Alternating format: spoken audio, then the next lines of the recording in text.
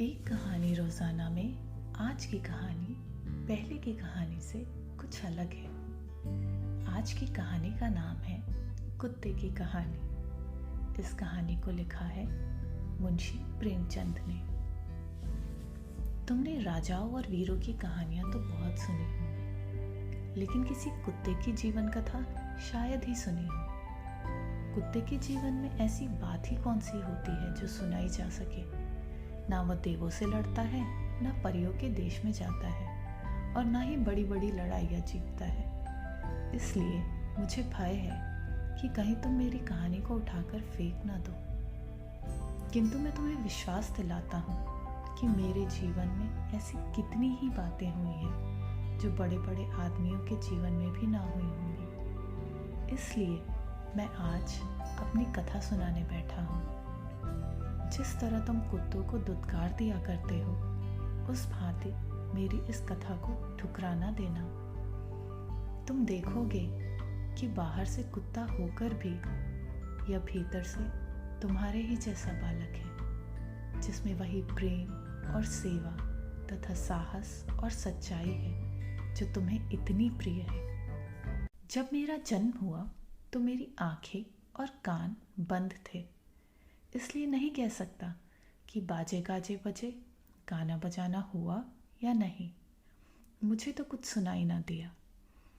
हाँ, जिस बिछावन पर मैं लेटा था वह रूई की भांति नरम था। सर्दी जरा भी न लगती थी। मैं दिल में समझ रहा था किसी बड़े घर में मेरा जन्म हुआ है।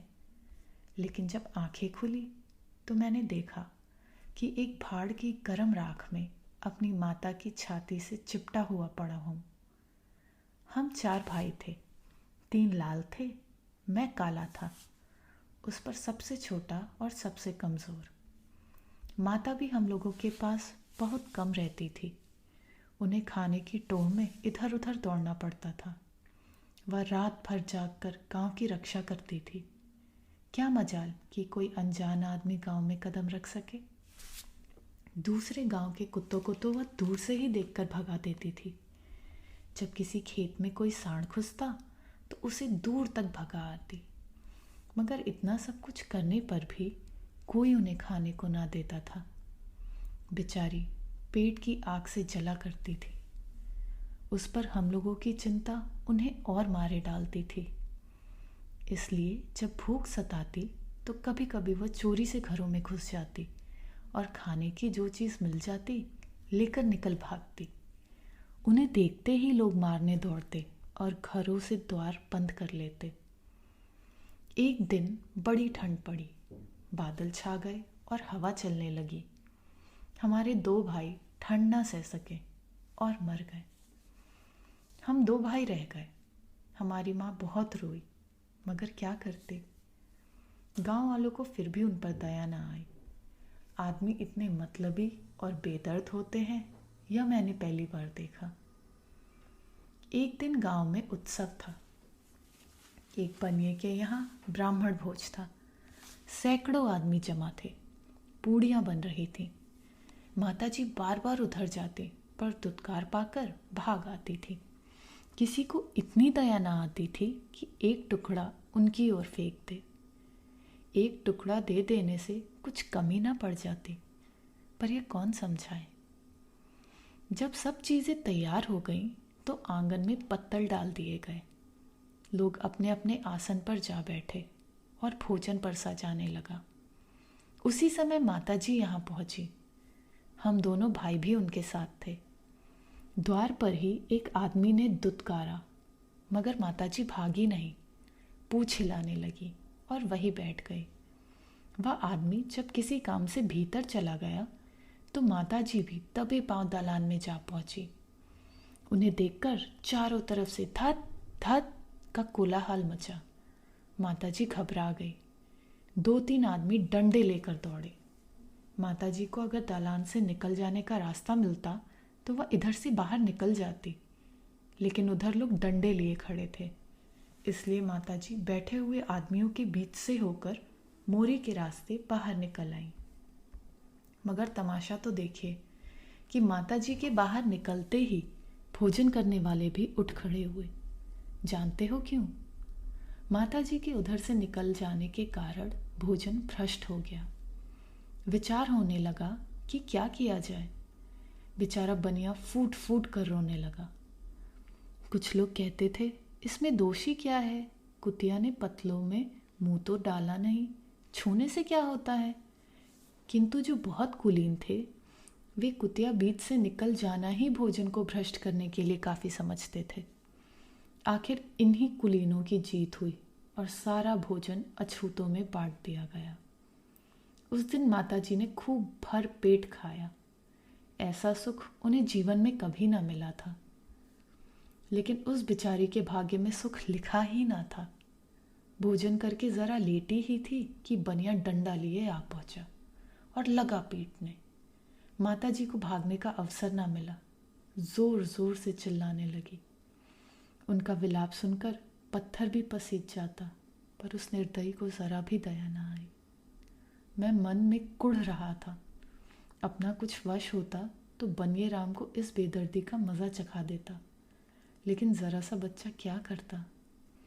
यह विलाप सुनकर कुछ लोग जमा हो गए और समझाने लगे, जाने तो भाई, भूख में आदमियों की बुद्धि भ्रष्ट हो जाती है। यह तो पशु है, इसे क्या मालूम किसका फायदा हो रहा है किसका नुकसान।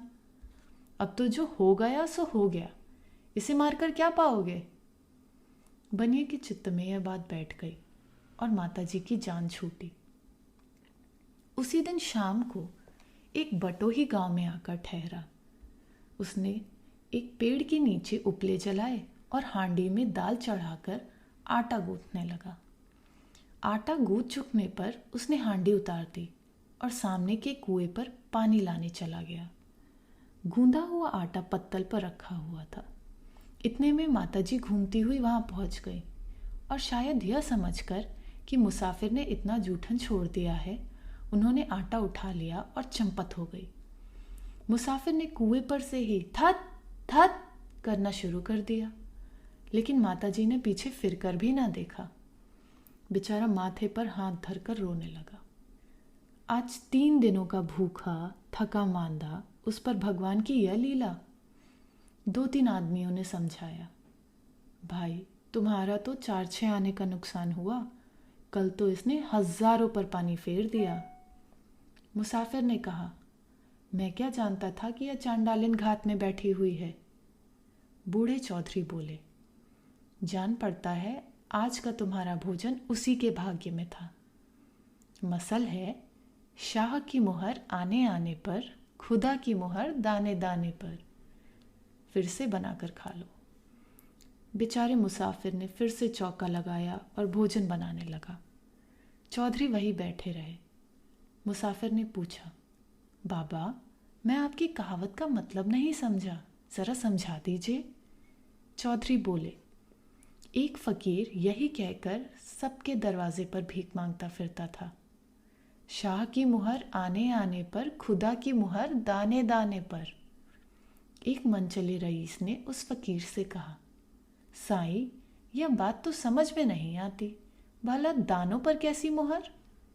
साईं ने कहा, नहीं बेटा, खुदा जिसको जो दाना देना चाहेगा वही पा सकता है, दूसरा हरगिज नहीं पा सकता। इसकी जब चाहो तब परीक्षा कर सकते हो।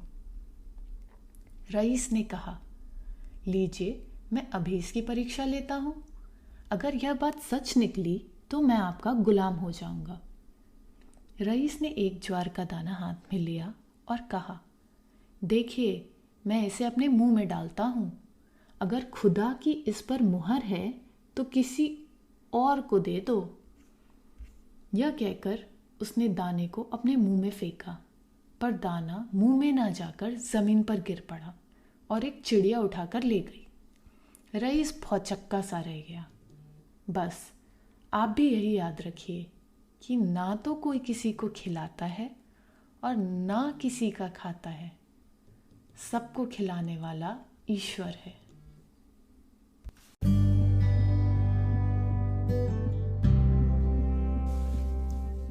एक कहानी रोजाना में अभी आप सुन रहे थे प्रेमचंद की कहानी कुत्ते की कहानी का भाग 1।